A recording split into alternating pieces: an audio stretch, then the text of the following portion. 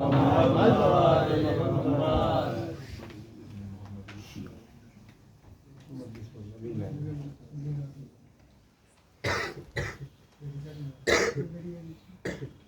الله من قرأ الفاتحة.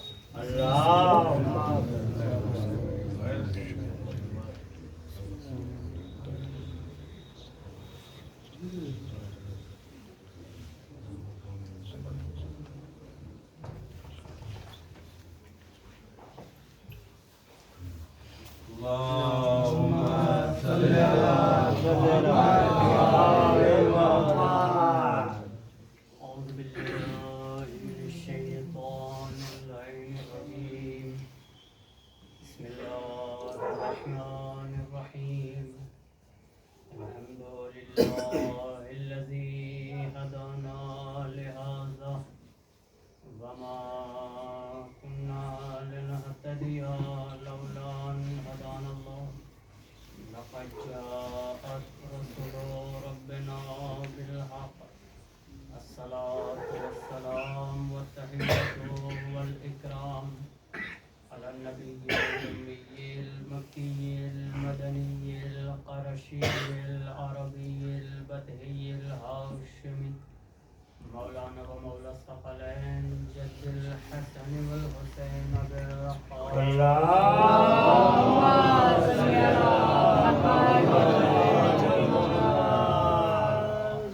الطيبين الطاهرين المعصومين المظلومين المنتخبين المنتجبين الذين أذهب الله عنهم الرجس وطهرهم تطهيرا.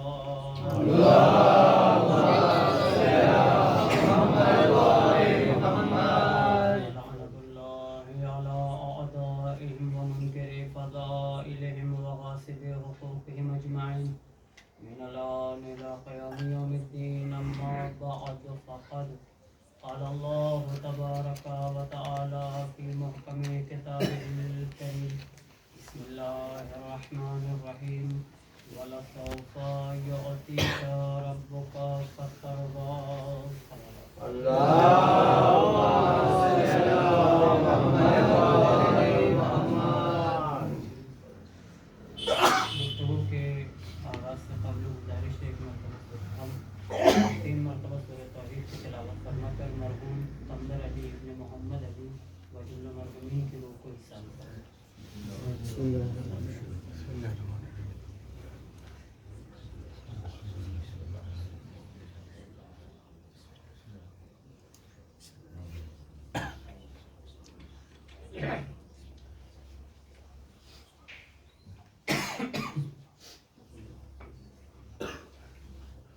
اللهم صل على محمد وآل محمد. بلند ترین صلوات ارشاد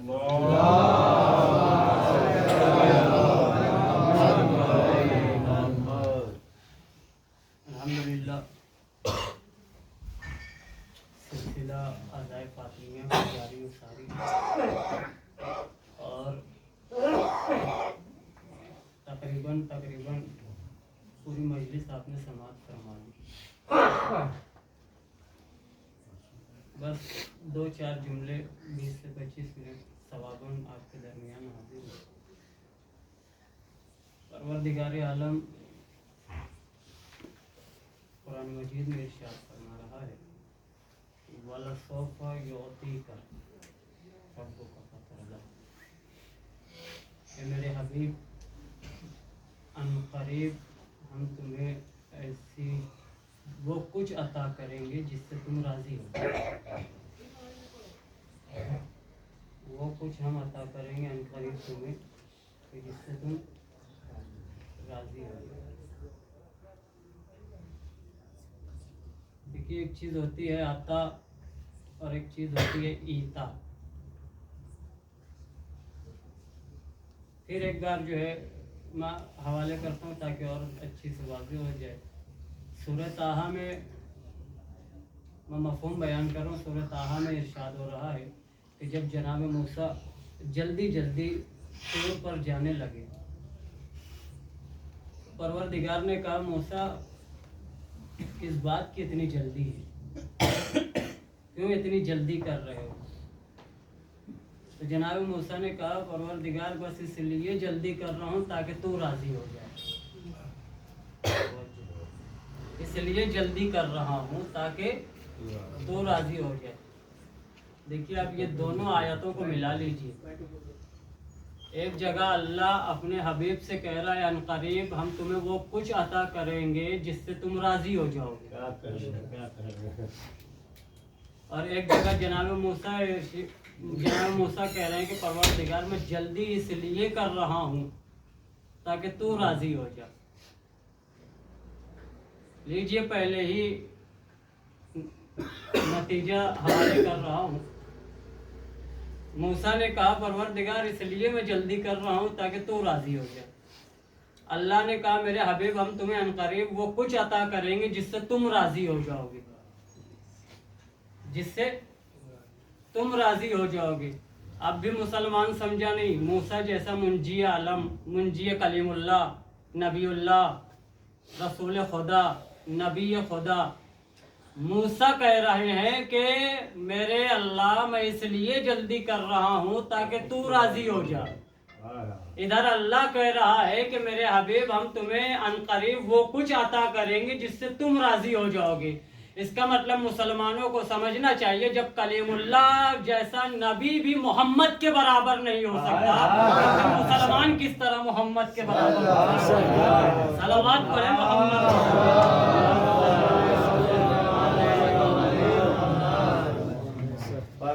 लिहाजा क्या फरमा रहे परवरदिगार आलम अनकरीब वो कुछ अता करेंगे कि जिससे तुम राजी हो जाओगे। एक दुरूद पढ़े तो आगे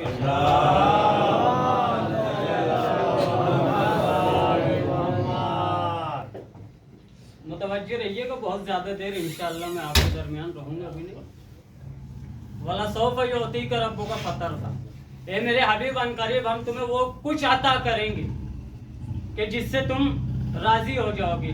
मैंने कहा एक लफ्ज है अता और एक लफ्ज है ईता। मैं मिसाल दूं ताकि आपको और अच्छी से वाज़ेह हो जाए। मसलन मुझे यहाँ से नासिक रोड जाना हो तो मैंने एक रिक्शे वाले से किया, बहुत ज़रूरी काम है, अर्जेंट पहुँचना है, जल्दी पहुँचना है। मैंने रिक्शे वाले से कहा कि भाई मुझे नासिक रोड जाना है। उसने कहा लेकर तो चलेंगे लेकिन 200 रुपया लेंगे, लेकर चलेंगे लेकिन 200 रुपया लेंगे। हमने कहा ठीक है ले लीजिए लेकिन जल्दी मुझे जाने पहुंचा दीजिए। लेकर के चला, हुआ ये कि वक्त से पहले पहुंचा दिया।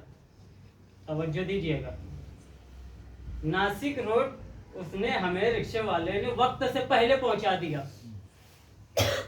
हमने खुशी से, उसने कहा था 200 रुपया, हमने खुशी से उसमें 50 रुपया और इजाफा कर दिया।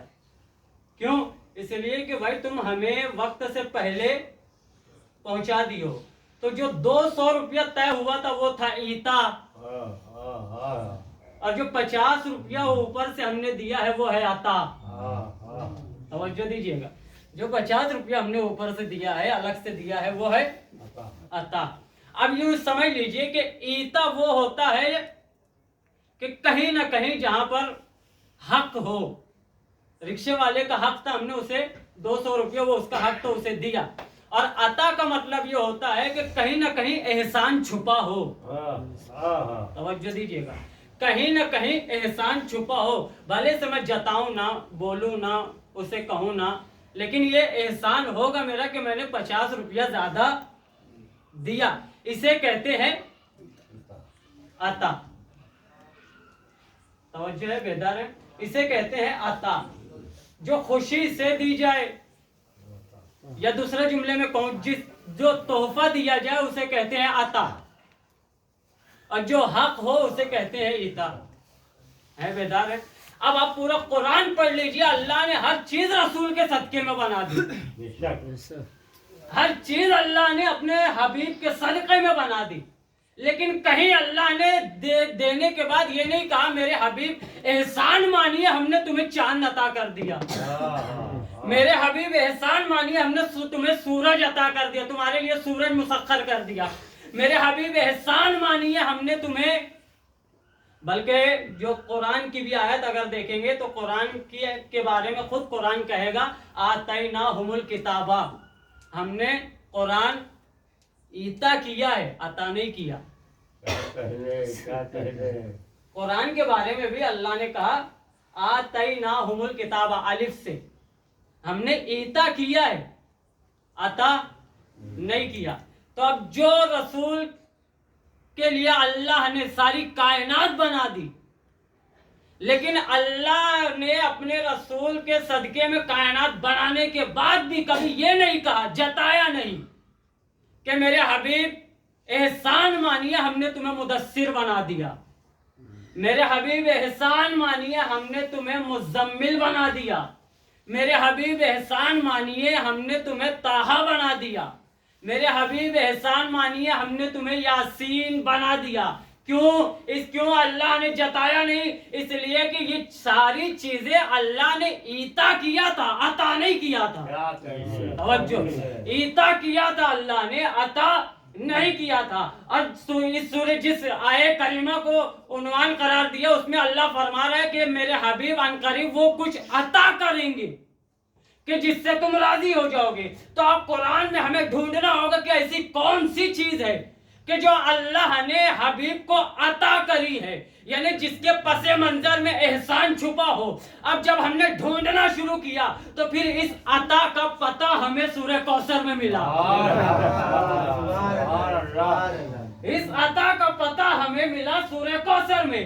اللہ نے کہا انا اعطیناک الکوثر، اے حبیب ہم نے تمہیں کوثر عطا کیا۔ اب جملہ یہ مت کریے، اب میں جملہ احسان کے ضمن میں کر رہا ہوں۔ اللہ نے کہا انا اعطیناک الکوثر، اے میرے حبیب احسان مانیے ہم نے تمہیں فاطمہ عطا کی ہے۔ صلوات پڑھے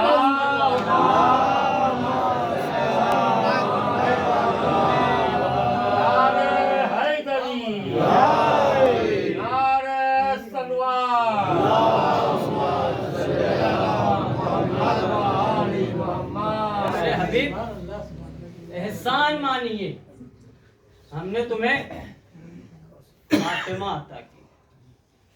جو رسول قرآن لینے بھی نہیں گیا،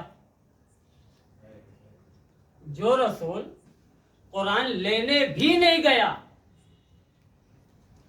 جناب موسیٰ کو تو طور پر بلا لیا توریت کے لیے، لیکن حبیب سے کہا تمہیں کہیں جانے کی ضرورت نہیں ہے، تم سید المرسلین ہو، تم جہاں رہو گے آیتیں وہیں آئے گی، تم جہاں رہو گے آیتیں وہیں آئے گی۔ بھائی اب جتنی بھی آیتیں قرآن میں دیکھ لیجئے، جہاں رسول ہے آیتیں وہیں آئی ہے، لیکن اللہ نے کہا میرے حبیب انا اعطیناک الکوثر، فاطمہ کو لینے کے لیے تمہیں آنا پڑے گا، فاطمہ کو لینے تمہیں آنا پڑے گا۔ اب جملہ کہنے دیجئے، دو ہی شخصیتیں ہیں، ایک ہے فاطمہ جسے لینے کے لیے رسول کو معراج پر جانا پڑا، اور ایک ہے علی جسے لینے کے لیے خانہ کعبہ جانا پڑا۔ صلوات پڑھے محمد وآلہ۔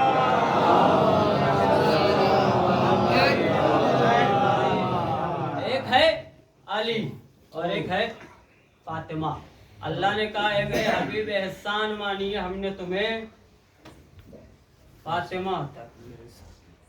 اس کا مطلب عطا ہوتا ہے تحفہ، اسی لیے میں نے تمہید بنائی تھی، عطا کا مطلب ہوتا ہے تحفہ۔ تحفہ دینے والا کبھی بھی جسے تحفہ دے گا سب سے پہلے دینے سے پہلے اپنا معیار دیکھے گا، اپنا معیار دیکھے گا، اور پھر اس کے بعد جسے تحفہ دینا ہے اس کا معیار دیکھے گا۔ دونوں کا معیار دیکھنے کے بعد اس معیار کا تحفہ دے گا۔ دونوں کا معیار جب دیکھ لے گا تو اس معیار کا تحفہ دے گا۔ اللہ نے اپنا معیار دیکھا کہ رب العالمین تحفہ جسے دے رہا ہے رحمت للعالمین، اب جب اس نے دیکھا اللہ نے کہ میں رب العالمین تحفہ جسے دے رہا ہوں وہ رحمت للعالمین، تو پھر معیار کے برابر تحفہ ہونا چاہیے.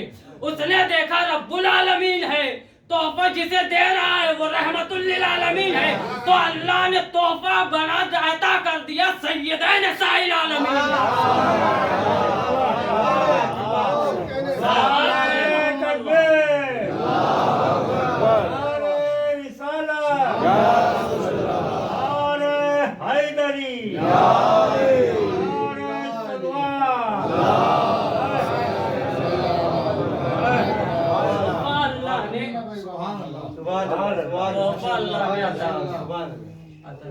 اچھے انصاف سے بتائیے یہ تحفہ اللہ نے کسے دیا؟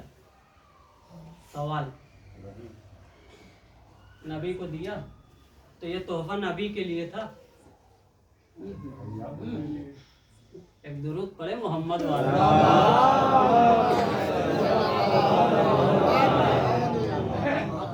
یہ تحفہ کس کے لیے تھا؟ یہ تحفہ اگر جاننا ہے تو خود شہزادی کونین کی زیارت کا اگر آپ مطالعہ کریں گے تو آپ کو پتہ چلے گا. زیارت میں ایک فقرہ ہے وَالتُّحْفَةِ خَصَّصْتَ بِهَا وَصِيِّهِ. وَالتُّحْفَةِ بِهَا خَصَّصْتَ بِهَا وَصِيِّهِ. اللہ نے اپنے حبیب کے ذریعے اپنے وصی کے لیے فاطمہ کا تحفہ عطا کیا.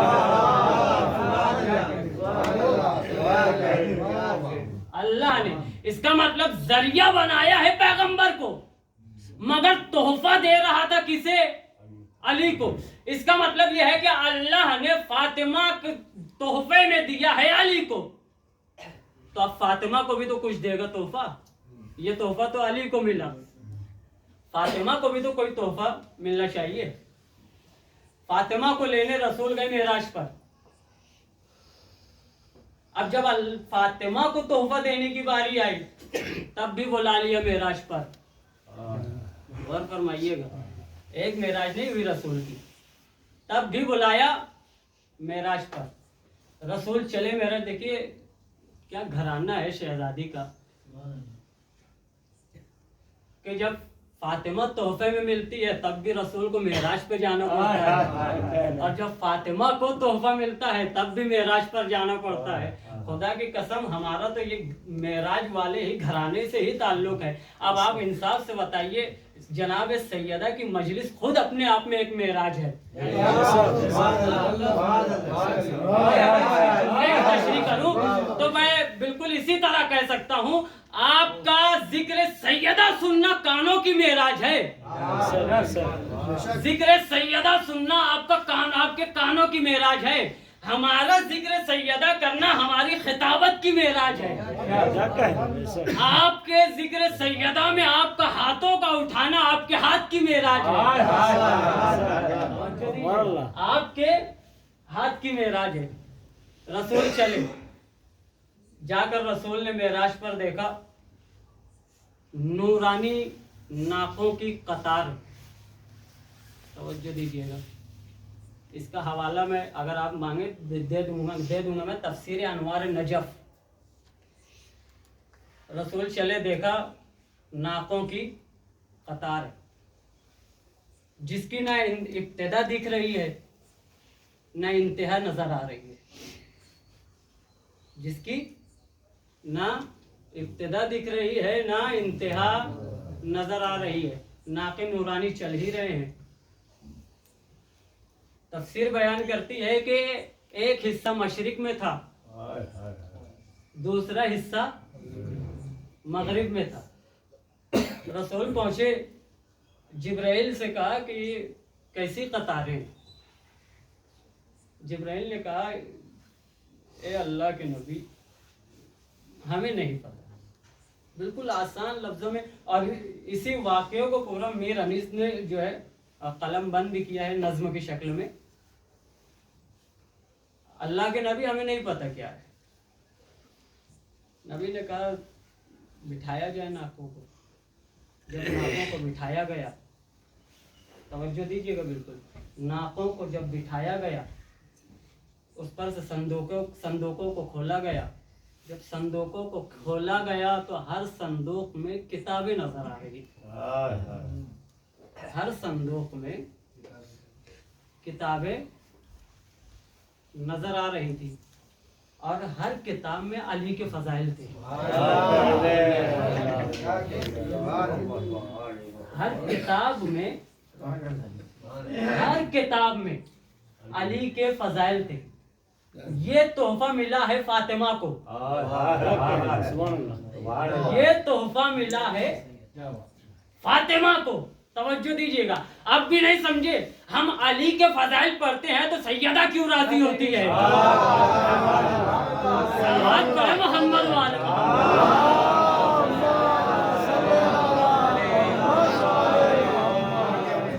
बहुत फरमाया आपने।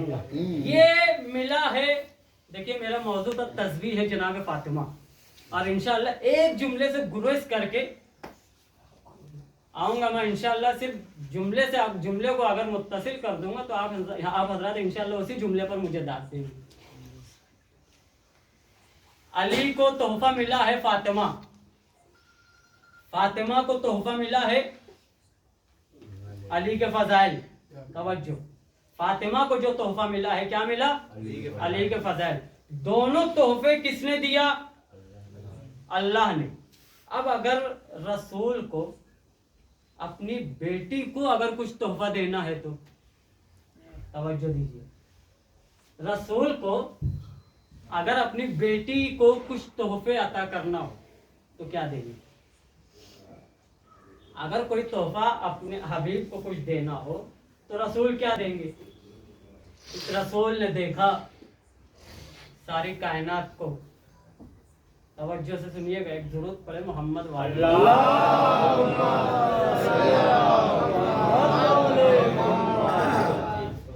भाई बेबी को तो तोहफा मिल ही गया अली के फजाइल का, अल्लाह की तरफ से। अली को भी तोहफा मिल गया अल्लाह की तरफ से। अब अगर रसूल को अपनी बेटी का तोहफा देना हो तो क्या दे? रसूल ने कायनात का मुआयना किया। तवज्जो दीजिएगा, रसूल ने कायनात का मुआयना किया, हर चीज देखता रहा, कहा ये सैयदा के मेयार की नहीं है।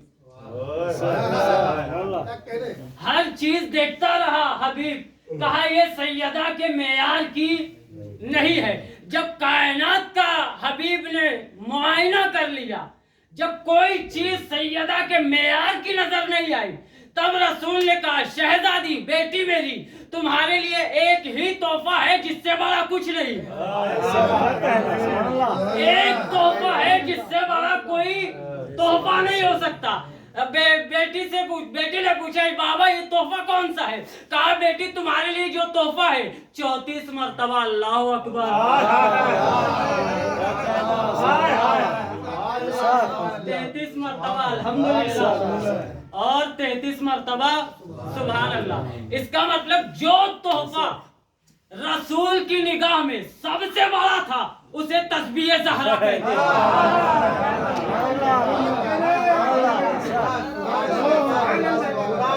जो तोहफा रसूल के लिए सबसे बड़ा था। अब मुझे कहने दीजिए कि जो तोहफा अल्लाह ने अली को दिया रसूल के जरिए उसे फातिमा कहते हैं, और जो रसूल ने इस तोहफे को ये तोहफा अता किया उसे तस्बीह ज़हरा कहते हैं। सलावत पढ़े मोहम्मद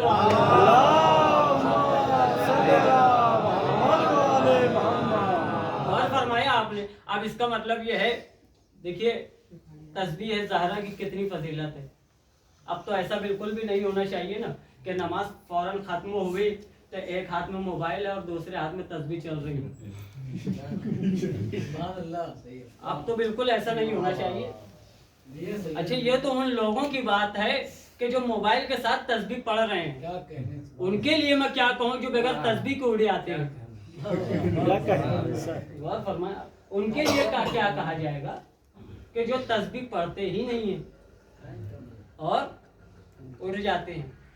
जो तोहफा रसूल ने अता किया, जो तोहफा, गौर फरमाइएगा, जो तोहफा اچھا یہ بتائیے یہ جو تسبیح زہرا کائنات میں سورہ مبارکہ نور کی اگر آپ تلاوت کریں گے تو اس میں آپ کو آیتوں کے ذریعے پتہ چلے گا کہ جو کچھ بھی زمین اور آسمان میں ہے،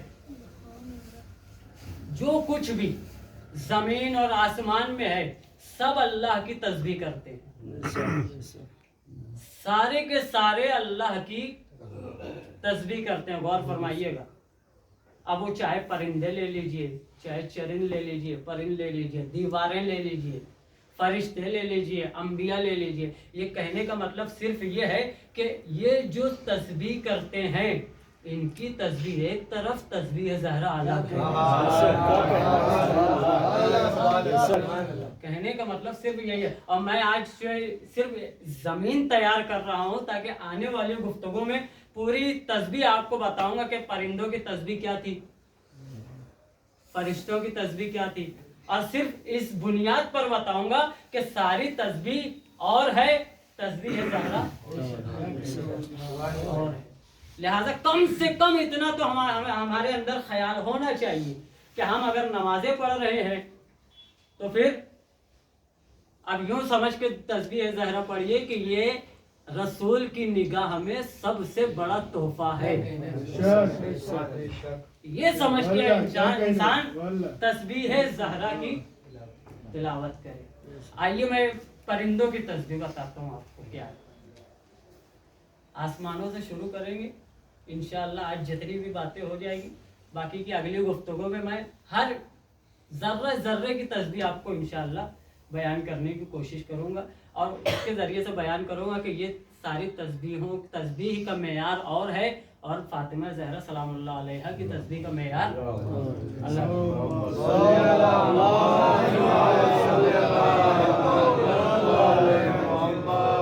لہذا پرندوں کی تسبیح. حدیث طارق، بہت سی روایتیں، بہت سی حدیثیں صحابیوں کے نام پر ہو گئی ہے. مثال کے طور پر جیسے دعائے کمیل ہو گئی، دعائے صفوان ہو گئی، یہ ساری صحابیوں کے نام پر ہو گئی ہے. بالکل اسی طرح سے یہ حدیث بھی حدیث طارق ابن شہاب. یہ حدیث کا اگر آپ مطالعہ کریں، میں بالکل آخری کے فقرے جو ہے آپ کو مفہوم سناؤں گا انشاءاللہ. ہمیں تو پتہ تو چل گیا کہ ذرہ ذرہ جو ہے تسبیح کرتا ہے حضرت شہزادی کونین کی.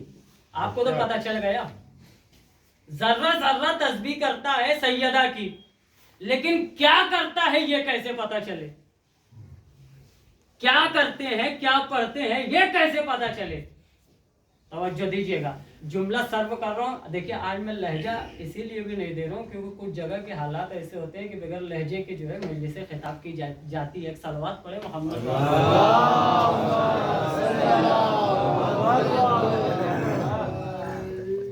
ہمیں تو پتہ چلا کہ کائنات کا ذرہ ذرہ اللہ کی تسبیح کر رہا ہے، لیکن پتہ کیسے چلے کہ وہ کر رہے ہیں تو پھر کیا کر رہے ہیں؟ کیسے پتہ چلے؟ اگر کر رہے ہیں پرندے، اگر تسبیح کچھ کر رہے ہیں تو کیا کر رہے ہیں کیسے پتہ چلے؟ عجب نہیں، اسی کے دروازے پر جاتے ہیں جس کا غلام پرندوں سے باتیں کیا کرتا تھا.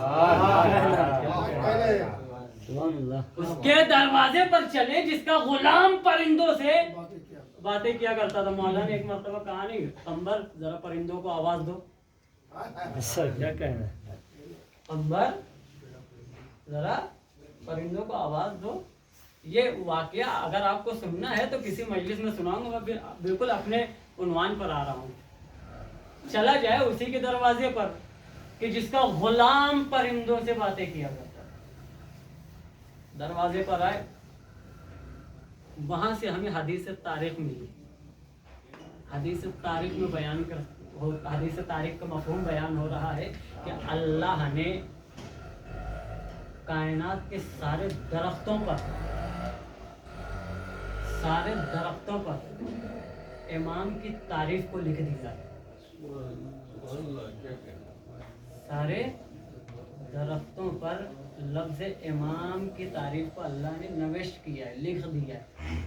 اس کے بعد حدیث طارق آگے بیان کرتی ہے کہ اللہ نے ہر کائنات کے ذرے ذرے پر ذرے کائنات پر اللہ نے کیا کیا ہے؟ امام کی تعریف کو لکھ دیا ہے. اور اس کے بعد آگے جو ہے حدیث طارق آگے بیان کرتی ہے کہ یہ جو پرندے، میں بالکل مختصر کر رہا ہوں، بہت بڑی حدیث ہے، میں بالکل مختصر آخری الفاظ میں ہوں. اس کے بعد آگے بیان ہوتا ہے حدیث میں کہ پرندے جو تسبیح کرتے ہیں وہ لا الہ الا اللہ ہے، محمد رسول اللہ اور علی ولی اللہ. بالکل حدیث طارق میں اس لیے میں بیان کرتا ہوں، کتابوں کا نام اور حدیثوں کے نام اور جتنی بھی جو ہے تفاسیر کے نام بیان کرتا ہوں، تاکہ کوئی کسی کا ذہن اگر جاگ اٹھے تو شاید کوئی مطالعہ کریں گے تو آپ کو پتہ چلے گا کہ صرف اور صرف تسبیح زہرا کی کیا عظمت ہے. آپ حدیث طارق ہی سے سمجھ سکتے ہو، کیونکہ پوری حدیث طارق میں پورا بیان کیا جا چکا ہے کہ یہ پرندے کس چیز کی تسبیح کرتے ہیں، یہ چرند کس چیز کی تسبیح کرتے ہیں، یہ دیواریں کس چیز کی تسبیح کر رہی ہیں. یہ ساری چیزیں آپ کو اسی میں مل جائے گی. ایک صلوات پڑھیں محمد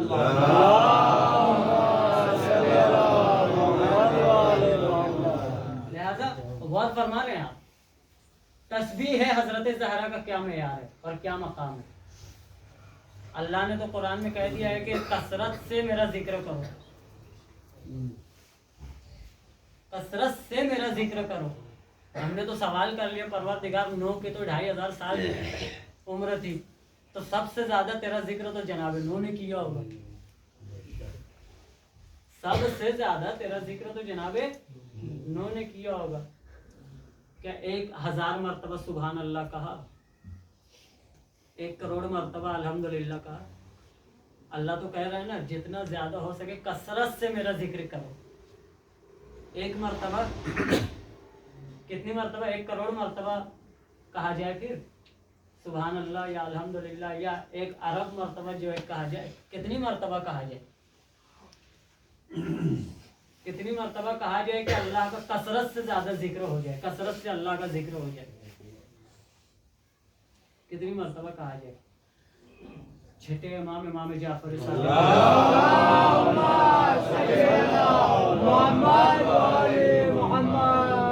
امام نے فرمایا نہ تمہیں 1 کروڑ مرتبہ سبحان اللہ کہنے کی ضرورت ہے، نہ 1 کروڑ مرتبہ الحمدللہ کہنے کی ضرورت ہے، اور نہ 1 ارب مرتبہ اللہ اکبر کہنے کی ضرورت ہے. کہا مولا پھر کیا کریں؟ کہا صرف 34 مرتبہ اللہ اکبر کرو، 33 مرتبہ سبحان اللہ اور 33 مرتبہ الحمدللہ کرو. کثرت سے اللہ کا ذکر ہو جائے گا، کثرت سے اللہ کا ذکر ہو جائے گا. اب ذرا انصاف سے بتائیے، دیکھیے آج کی مجلس تھوڑا سی تبلیغاً جو ہے حوالے کر رہا ہوں میں. اب ذرا انصاف سے بتائیے ہم میں سے کتنے لوگ ہیں جو تسبیح پڑھ کر کے اٹھتے ہیں؟ غور کریے گا ذرا اس بات پر. تسبیح ہے زہرا، میں نے اس لیے یہ پرندوں کی مثال چھیڑی ہے تاکہ آپ کو ایک تسبیح زہرا کا معیار اور وقار پتہ چلے. جتنی بھی چیزیں اللہ کی کائنات میں تسبیح کر رہی ہے سب ایک طرف، اور شہزادی کی تسبیح ایک طرف. اس کا معیار اور انشاءاللہ ابھی 4-5 مجلسیں آگے ہے، میں انشاءاللہ پوری تفصیلی طور پر گفتگو کروں گا کہ پرندوں کی کیا تسبیح تھی، دیواروں کی کیا تسبیح ہے، اور چرند کی کیا تسبیح ہے، دریاؤں کی کیا تسبیح ہے. ساری تسبیح کا میں ذکر کروں گا، اور انشاءاللہ اسی میں سے آپ کو فرق پتہ چلے گا کہ اور تسبیح کا معیار کیا ہے اور سیدہ کی تسبیح کا معیار کیا ہے. غور کریں اس بات کو. لہذا آج کے بعد سے انسان کبھی بھی نماز پڑھے تو بیوی کی تسبیح پڑھے بغیر مصلی سے نہ اٹھا جائے، اس لیے کہ یہی وہ بیوی کی تسبیح ہے جس کا معیار ایک الگ ہی ہے.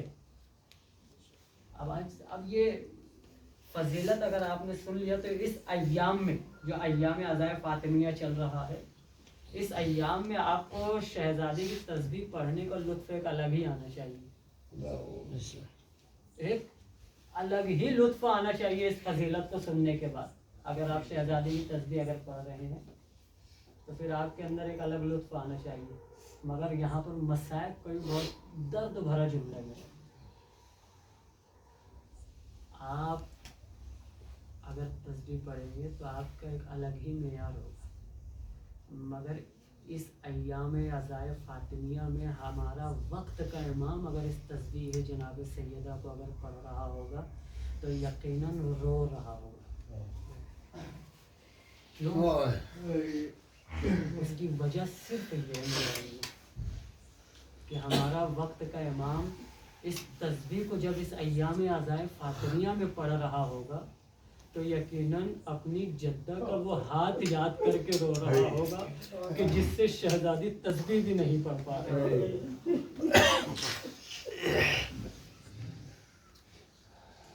جس ہاتھ کو زخمی کر دیا گیا، جس ہاتھ سے شہزادی تسبیح تک نہیں پڑھ پا رہی، یقیناً ہمارا وقت کا امام اس مظلوم کو ضرور کر رہا ہے۔ ہاں حضرت آخری مظلوم کربلا فرصت دیجیے اپنے وقت کے امام کو، فرصت دیجیے ہمارے حسرت،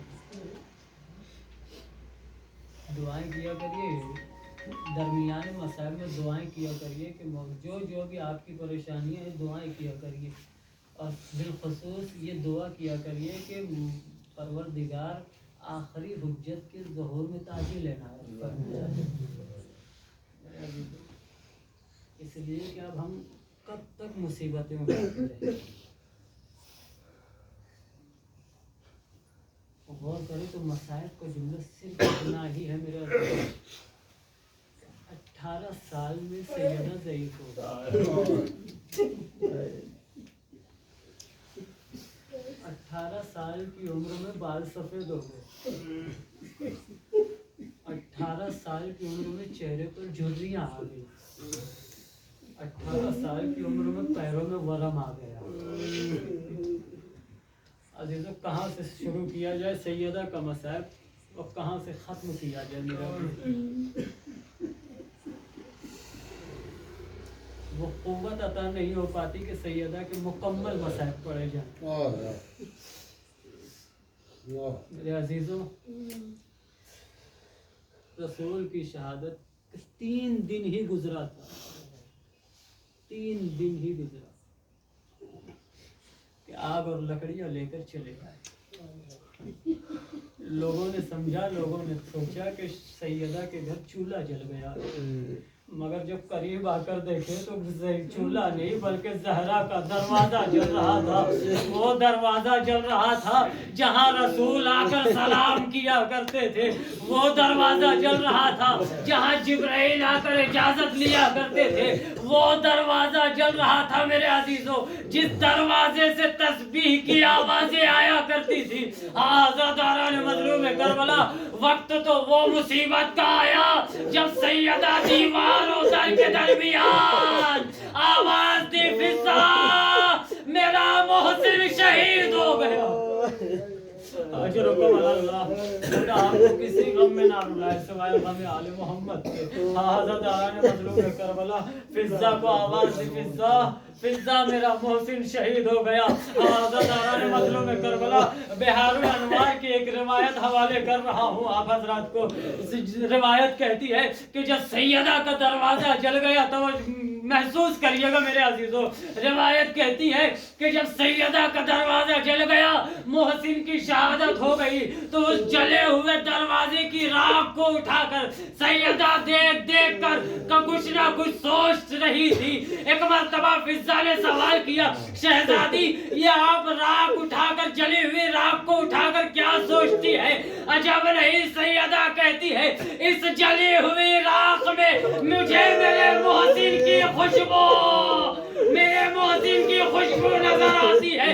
اللہ جانے کیا عجیب گھرانہ ہے میرے دوستو۔ ایک ماں سیدہ جلتے ہوئے دروازے کی راکھ کو اٹھا کر محسن کو یاد کرتی ہے، ایک ماں کربلا झूले की लकड़ियों को अपनी दामन में लेकर मदीने तक असगर किया। हाजिर को अल्लाह इमाम ज़माना आपका पुरसा कबूल करे मेरे अजीजों। ये वो माँ की मुसीबत है मेरे अजीजों। मोहसिन की याद में जले हुए झूले की राख को उठाकर जनाबे सैयदा अपने मोहसिन की खुशबू महसूस करती है। मीज़ानुल इत्तिदाल में रिवायत है कि जब वक्त का इमाम ज़ुहूर करेगा तो इन्हीं झूले की लकड़ियों के साथ उन मलूनों को वासिले जहन्नम करेगा।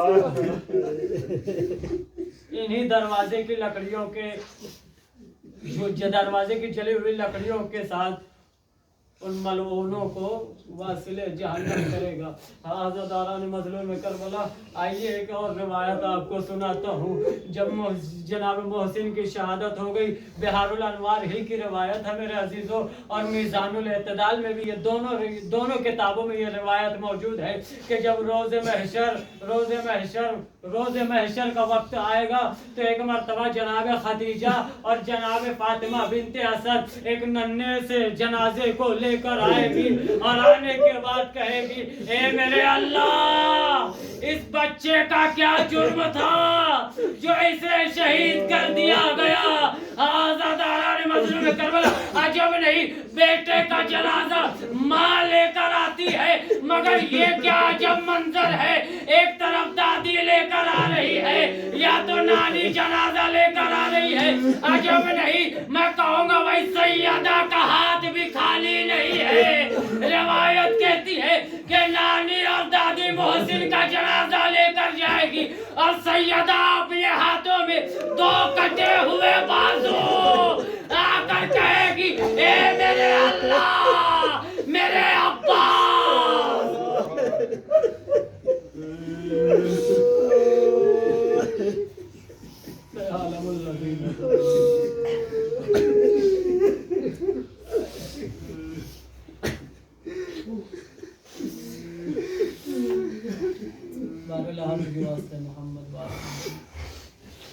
हमारी मुख्तसर सी इबादत को अपनी बारगाह में कबूल कर। जितने भी इस मजलिस में हाजिर हुए हैं, उनकी हर दिली और जायज़ हाजत